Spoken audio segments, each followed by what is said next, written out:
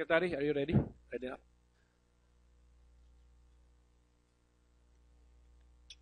Okay, so session resumed. Well, Secretary Delos Reyes, we called for you because Senator Miriam Defensor Santiago reminded us that we could pursue the agrarian reform aspect of that property in Rosario, Batangas. So maraming katanungan doon. Is that tract of land covered by the agrarian reform? What happened? How come? My personal impression is that there seems to be like a reverse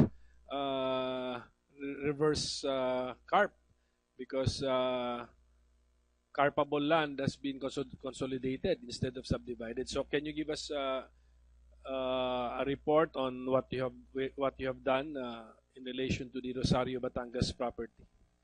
Yes, sir. In fact, I have a PowerPoint presentation. If it Go can ahead, be sir. Flashed. There are really two issues that we're looking at here, sir. One is on land use, and the other one is on transfers. In the case of land use, we're looking at two elements here, the premature conversion or the illegal conversion. There's a slight difference here, Your Honor, because premature conversion is based on Section 11 of RA number 8435, otherwise known as the Agriculture, Fisheries, and Modernization Act. The AFMA defines premature conversion as development activity. Next slide, please. Next slide. Next.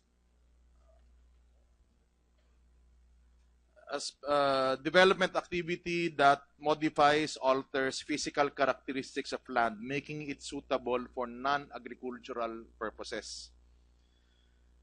And in the case of illegal conversion, which is under RA 6657 as amended, Your Honors, there's a first type, which is modify land use with intent to avoid CARP. Now, the elements of the first type, Your Honor, is what becomes problematic in any investigation or prosecution because of the intent to avoid CARP element. The second type, Your Honors, is the change of nature of land outside urban or city area. So these are the two provisions in law that will cover any issue on land use. And can you please click the next? And here, Your Honors, are the penalties. In the premature conversion, there's a penalty of 2 to 6 years, and or fine amounting to 100% of government cost. And the government cost here, Your Honors, contemplates issues when government has rural infrastructure dedicated for agricultural use of the land. There is also an accessory penalty, which is forfeiture of the land. So that if there is any person or owner who is guilty of premature conversion under the AFMA, there can be forfeiture of the land as an accessory penalty in the criminal proceeding. In the illegal conversion, Your Honor, it's 6 years and 1 day to 12 years, and a fine of 200,000 to a 1 million peso fine.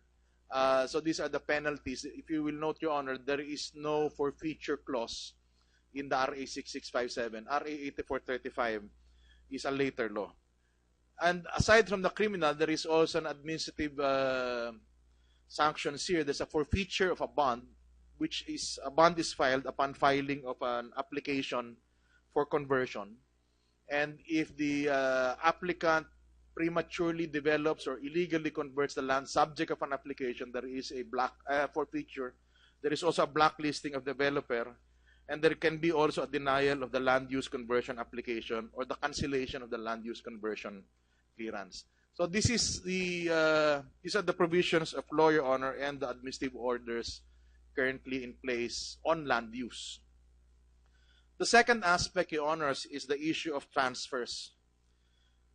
The rules or the laws that we have on transfers are found in RA 6657, and here we differentiate the nature of the land. These are both agricultural lands, but the differentiation, Your Honors, is that the land which is not CARP covered or not yet distributed. Land can be agricultural but not CARP covered if the land is below 5 hectares, subject of retention, or and that's why it is not covered, or the slope is 18% or over, or other rules for exemption.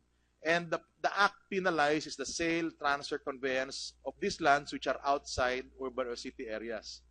In the case of CARP-covered lands, or those which are distributed, which has been the subject of an EP or a CLOA, there can be a sale, transfer, both of ownership and rights, including use of rock, plus intent to circumvent CARL. And the sale or transfer of ownership under Section 27 of RA 6657, the penalty, Your Honors, here, next slide please, pakipindot. Yan. The penalty in agricultural land is 6 years and 1 day to 12 years and or 200,000 to 1 million peso fine. If you notice, Your Honor, the 6 years and 1 day is found in Section 70 onwards. The distributed land, in the case of lease, you need the clearance of the park upon recommendation of the Provincial Agrarian Reform Committee, and the penalty here is 3 years, 1 day, and 6 years, or 50,000 to 100,000 peso fine. So these are the provisions of law and Your Honors on transfers of land. Next slide, please. In the case of the municipality of Rosario, Batangas, next slide. Next. Okay, this is the map of Rosario, Your Honors. Please continue pressing. We looked at 6 barangays because the 6 barangays, are all around Barangay Maligaya. And so we took the 6 barangays around it. And the total area of Rosario, Your Honors, is 22,343 hectares. The land area of the 6 barangays is 2,711 hectares. Next slide. Next slide. Next slide. Okay. In the entire, with the land area of 22,000 hectares, Your Honor, the CARP working scope, or which means the land which is identified to be part of CARP in the entire Rosario, is only 3,818 hectares. Rosario and most of eastern Batangas, Your Honors, are mostly land holdings which are small. There are no large agricultural estates, unlike western Batangas. Next slide. Next. Okay.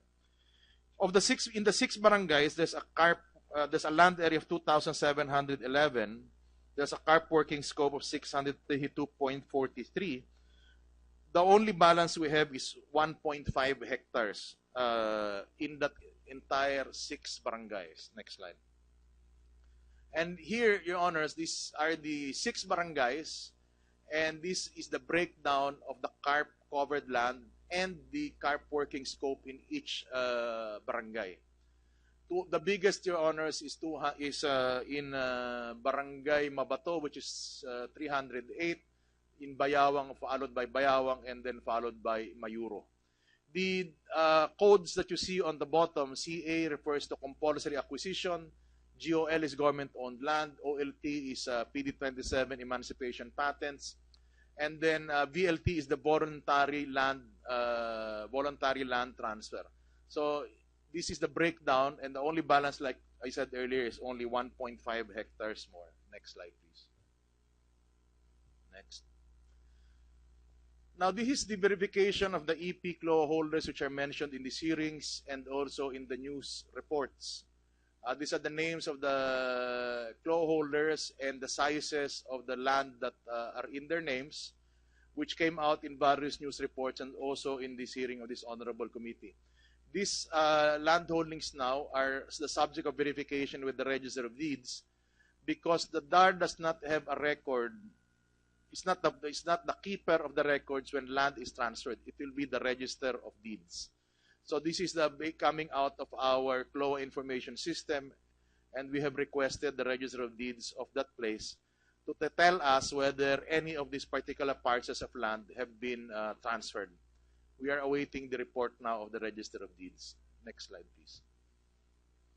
Now, there are also conversions, exclusions, exemptions, or transfer clearances in these particular parcels of land. Now, you will note here, Your Honor, that in the municipality of Rosario, these are for the entire 22,000 hectares, these are the applications and these are the approvals of the different modes of excluding something from CARP coverage. You notice, Your Honors, that in the entire Rosario, there's been 220 in conversion, but only 122 was approved in exemption, and exclusion 110, same number as approved in exemption, 670, but 526 Hectares. hectares, Your Honors. Sorry. The clearances for non-EPIC LOA is 660, and 660 have been approved. Clearances for EPIC LOA 282. What has been approved is 225. Next slide, please. In particular, in the 6 barangays, there are 66 hectares of approved conversion, 20 hectares of exemption or exclusion, clearances for non-EPIC LOA transfers, 106, and for clearances of EPIC LOA that we have 28 hectares. This is focusing on the 6 barangays, Your Honors. Next slide, please. And now, on the clearances, we found a clearance filed by Sanchamp. The name of the transferor is Conchita Aklan, married to Quintin Aklan, and the name of the transfer is Sanchamp. And this was done in, the deed of sale was October 7, 2013. The date of clearance was issued May 26. And another one from Aurora Hidalgo, also to Sanchamp. You will note, Your Honors, that the one of the spouses Aklan came from a free patent. The one of Aurora Hidalgo also came from a TCT, but when we looked at the lower portion of the title, it was also originally a free patent. The total area is 3.5 hectares of land that was transferred to Sanchamp. The next steps that we are undertaking, Your Honors, yes, sir. Total area of 3.5 hectares. hectares. Approved yun? Yes, sir. The clearances were transferred. Thank you. So on the transfers, we have an ongoing verification with the Register of Deeds for list of current EPs or CLOAs. Just a word on the current EPs and CLOAs, Your Honors. The LRA has digitized the records of the titles which exist or which are current. The previous titles or the canceled titles are still in the process of being digitized by the Register of Deeds and the LRA. So what we are asking the Register of Deeds now is to give us a copy of the current EPs and CLOAs. And if there is anything canceled, then there will be a trace forward of the canceled EPs and CLOAs for us to be able to check whether clearances were secured for this issue of transfers. Next slide. On the land use rules, there's a continuing investigation on possible violations of land use rules. There was, in fact, an ocular inspection investigation that occurred last Friday, which was attended by the Corporate Secretary of Sanchamp. And based on this, there will be additional questions to be asked of Sanchamp and also additional questions to be asked of the pertinent government agencies. So this is what we have done so far, Your Honors. Meaning to say we will get to the bottom of this. Yes, Your Honor. And you were allowed inside the Sanchamp property. Yes, sir. We issued a notice, and the corporate secretary, who also happens to be a lawyer, was the one who accompanied our inspection team. So how much time do you need, Mr. Secretary? Well, based on the report of the inspection team, Your Honors, there will be some more questions that will be asked, and there will be a formal hearing on the land use rules. On the issue of transfers, that will depend on the submission of the Register of Deeds and then a check on our records. Just a caveat, Your Honors, the transfer records that we have of EPs and CLOAs, on the non-EPs and CLOAs, we only have 2010 to 2014. We are backtracking 2010 backwards. The clearances for the EPs and CLOAs, we were able to get from 1988 to 2014 because our records we only started to really digitize the case management system starting 2011 in the department. Can we request your office to give us periodic reports on what you have done, what you still intend to do, and what have been your findings? Periodic reports, as well as if you come out with a final report, also please give to us, because this subcommittee will communicate with Senator Miriam De Pesor Santiago about this issue. We shall, Your Honor. And who knows, we can also make your report a part of our subcommittee report on proposed Senate Resolution number 826. We shall, Your Honor. Thank you, Mr. Secretary. And more questions for the Secretary. Secretary Delos Reyes, you're free to go in case you need to go to your office. Thank you, sir. Thank you, sir. Sir, Ah, bago lang ho sana umalis si Secretary. meron kang gustong iparinig sa kanya? Meron lang ho akong Secretary, meron pong point. lang ho akong gustong isubmit sa inyo. Go ahead, sir. Bago lang ho umalis si Secretary. Sasubmit ko ho sa inyo at kung maaari lang ho, Page pakikuha. pakibasa po ng ating direktor kung ano yung laman ng aking abit-abit tungkol po doon sa lupang nakapangalan sa akin. Dahil nabasa ko po, sir, doon sa isang column na nabanggit ninyo na hihimukin ninyo kung i-donate na lang yan o ibalik sa national government. Inaksyonan ko na ho agad yung request nyo. Kaya ho, gusto ko lang hong marinig sanang mabasa yan ng ating direktor habang andito po yung ating DAR Secretary. Oh, sa inyo to, kayo na po, Vice Mayor, kayo na po. Opo. Tapos, pagkatapos yung basahin ito, yung testimony naman po ninyo, pupunta Opo. na tayo ron. Opo. Ako ho ay gumawa ng deed of undertaking dahil nang mabasa ko ho yung inyong panawagan sa akin. Dahil ito naman ho ay talagang nakapangalan sa akin, pero hindi akin, ayaw naman nilang i-claim na kanila. Kaya ho, dahil sa ako naman ang may-ari ng titulo niyan, based on record, ito ho yung aking sinasabi. I, Ernesto Mercado of Legal Age, resident of 23 Arellano Street, West Rembo, Makati City, having been duly sworn in accordance with law, do hereby depose and state. Number 1, I am a witness in the Senate Blue Ribbon Subcommittee investigation involving the Makati Parking Building 2 and other anomalous transaction of the city government of Makati under the Binay family. Number 2, I allege that proceeds of the overpricing of the Makati Parking Building 2 funded the improvement of 350-hectare property in Rosario, Batangas, the Hacienda Binay. Mr. Antonio Chu of Samchamp Realty and Development Corporation claimed ownership of the developed portion of the Hacienda Binay covering an area of 150 hectares. Based on news report, I discovered that a portion of the Hacienda Binay within the 150-hectare claim by Antonio Chu is registered under my name. I then recalled that I was previously requested by former Mayor and now Vice President Jajamar Binay to sign document as his nominee to be able to acquire properties in the same area. The area registered under my name is covered by OCT number P-36756 with an area of 42,157 square meter. I have not previously executed any deed of conveyance covering the above-mentioned property to anyone at any time. As proof that I have no beneficial interest in the property registered under my name, and to rectify an injury caused to the interest of landless farmer, I am hereby voluntarily surrendering the said property to the Philippine government through the Department of Agrarian Reform for distribution under the Comprehensive Agrarian Reform Program. Number 8, I hereby undertake to comply with all the formalities required to effectuate the transfer of the property to the Philippine government, in witness whereof I hereby affix my signature this 18th day of November 2014 at Makati City. Ito ho pinanotaryo ko kaninang umaga. Notarized po ito, kaya wala pong atrasan ito.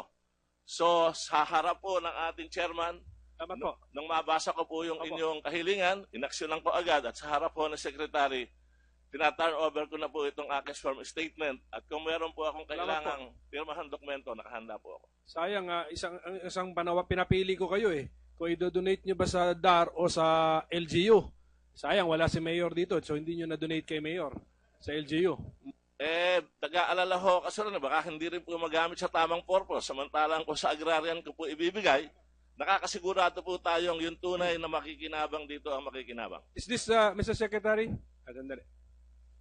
Secretary, is this sufficient?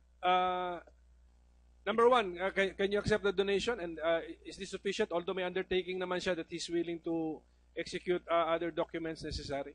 Your Honors, my initial impression is that since he is an OCT with the P, this is a patent. And since he is a free patent, this was granted by the Department of Environment and Natural Resources, which is under also one element of under CARP. So, offhand, Your Honors, I will have to consult our legal department and also with DNR on what happens when a person who filed for a free patent now says that he did not file or this is not really his land. I will have to consult the DNR on this matter because this is technically not under the, again, reform. But that will be subject to verification with the legal department of both agencies. You're here because you're the chosen donee. Unfortunately, Your Honors, we are not allowed to accept after June 30, 2014 because this would in effect be now a voluntary land transfer or a voluntary offer to sell. And this is done after June 30. But like I said, Your Honor, since this is a free patent, Sige pa, CA 141 has not expired. So, can you communicate with this committee on, because there's a person Yes, Your here Honors. willing to donate that piece of land under his name. Mr. Chair. Isang tanong lang po kay Vice Mayor Mercado. Thank you, Mr. Chair, sa inyong suggestion na yon at thank you, Vice Mayor, na agad niyong inaksyonan. Hindi niyo po ito binibenta, no? Ni 5, hindi kayo tatanggap, ibibigay niyo po ito. Hindi po. Kahit po 5, wala po akong tatanggapin bayad. At kung hindi pwede sa DAR, kung anuman entity under the Republic of the Philippines, bale, mapupunta sa mamamayan ang lupang ito. Opo, kung hindi po pwede sa DAR, edi ibibigay ko ang desisyon sa chairman ng subcommittee ito na mamili kung sino ang karapat-dapat na Yes. mapagbigyan ito. Kaya ko tinanong yon, Mr. Vice Mayor, Mr. Chairman, ngayon may malaking problema at oportunidad sa committee na to. Kasi sinabi ni Mr. Chu, pag hindi na buo yung 150 hectares, 150 lang ang sinasabi niya, hindi 350, ay hindi matutuloy yung sale. Ngayon po, meron 42 hectares, no, more or less. Tama po ba? 4.2 hectares. 4.2 po. 4.2 hectares or 42,000 square meter na hindi binebenta sa kanya. Bagkus ay binibigay sa gobyerno. So one, we will now see whether Mr. Chu is telling the truth and will now rescind at magkakasulian sila ni Mr. Gregorio Laureano. Number 2, the government can now test, Secretary, di ba? Kung pasukin yung lupa. Kasi if the government now owns the land, Mr. Chu or Mr. Laureano or the Binay family has no right to napadiran yung buong property at isurround yon. No? But as you said, you'll have to check muna kung pwede sa DAR. Baka namang kailangan nyo rin ng opisina doon.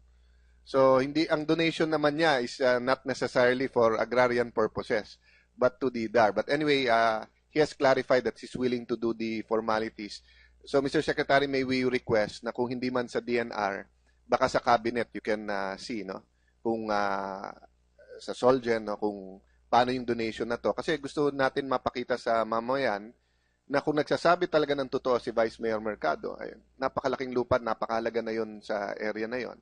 But I'd also like to see how the government will react. Papasukin ba nila tong lugar na to o totoo bang untouchable ang mga Binays as basta't lugar nila hindi pwedeng napasok, no? So far, naipasok natin yung mga lugar but only upon their consent. But ngayon, kung may-ari na ng lupa ay Republic of the Philippines, there's no reason na hindi tayo papasukin doon. Mr. Secretary, kasama ho ba kayo sa inspection? No, sir. No, sir. But the DAR personnel were all there. Yes, sir. Yeah. The head of our legal in Batangas went with them and she is here in this room. Thank you very much, Mr. So, can we give a copy to the Secretary of the deed of undertaking? Give one copy to the Secretary for the study of his legal department. So, any more questions for the Secretary? Wala na. So, Secretary Delos Reyes, thank you for your Permission to time. leave, Your Honor. Thank you, sir. Secretary. Executive Director, Attorney Santiago. Next time, we'll schedule another hearing for you. So, Vice Mayor Mercado, you have something to share with this subcommittee? Naisip ko lang ho i-presenta ito kasi ho kahapon meron pong nagbigay din sa akin ng isang affidavit na isang tao na palagay ko'y mapagsisimula ng ating investigasyon tungkol doon sa ito naman ho talagang hindi lang ngayon pinag-uusapan kundi ito ho pinag-uusapan na talaga ito sa mahabang panahon na sinasabing si Vice President Binay ay mayroong unit sa lahat ng condominium sa Makati. Ang sinasabi ko naman po, hindi naman lahat, siguro mga 60 to 70% lang. Pero Bago kayo magpatuloy, sir, so yan ang gusto mong pag-usapan. Yan po ang i-share ninyo. opo, kasi po may Hindi, nag-submit sa akin.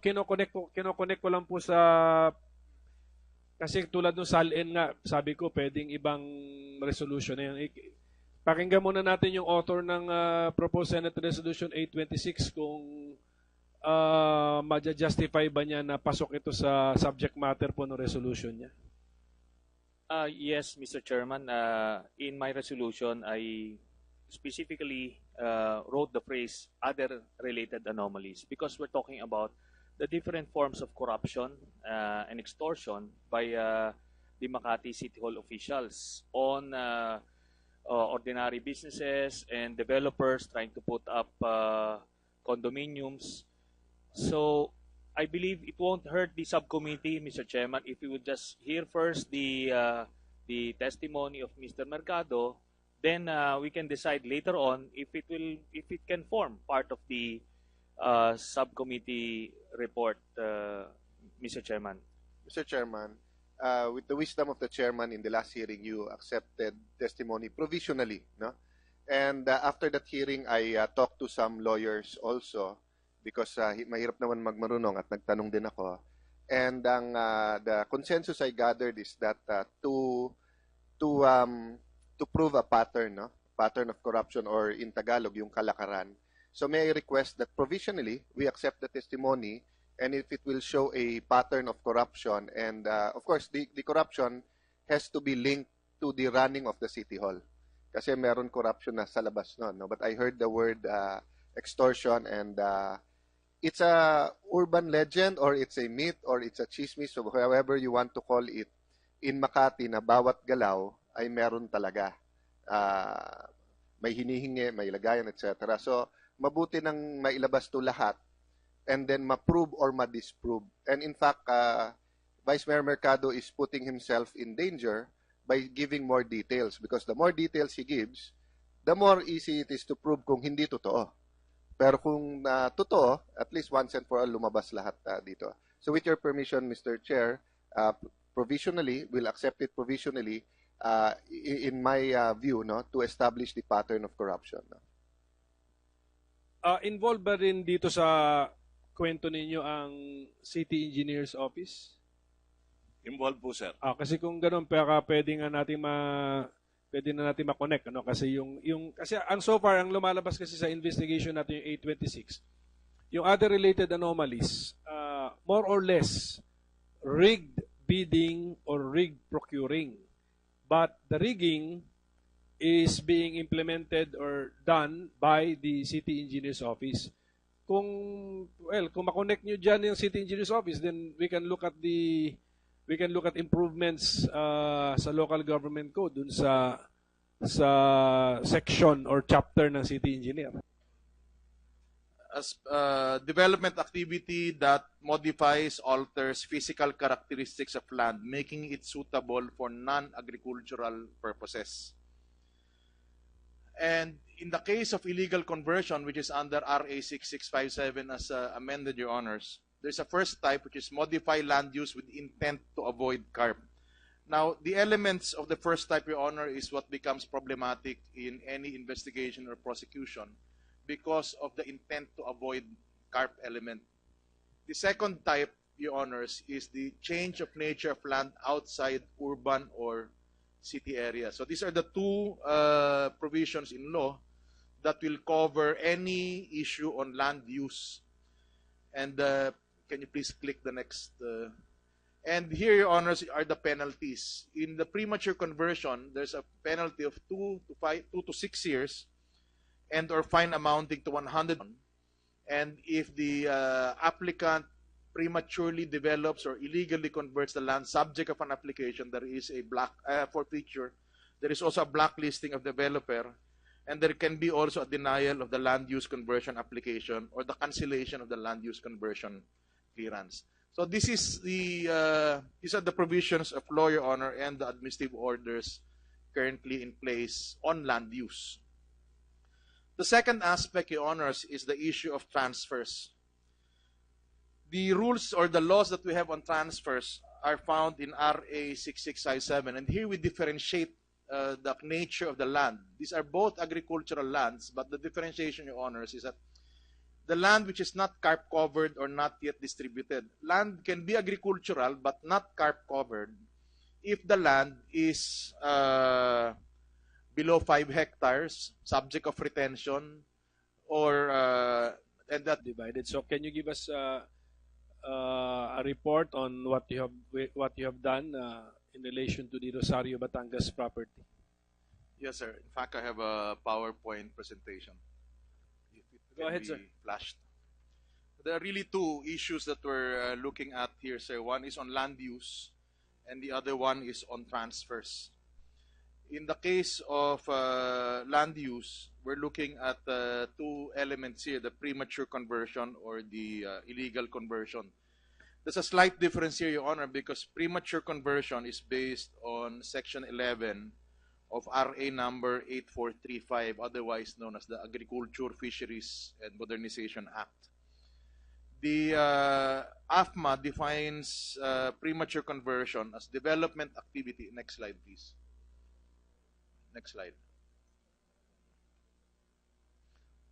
Next. Percent of government cost. And the government cost here, Your Honors, contemplates issues when government has rural infrastructure dedicated for agricultural use of the land. There is also an accessory penalty, which is forfeiture of the land. So that if there is any person or owner who is guilty of premature conversion under the AFMA, there can be forfeiture of the land as an accessory penalty in the criminal proceeding. In the illegal conversion, Your Honor, it's 6 years and 1 day to 12 years, and a fine of 200,000 to a 1 million peso fine. So these are the penalties. If you will note, Your Honor, there is no forfeiture clause in the RA 6657. RA 8435 is a later law. And aside from the criminal, there is also an administrative sanctions here. There's a forfeiture of a bond, which is a bond is filed upon filing of an application for conversion. Secretary, are you ready? Ready now?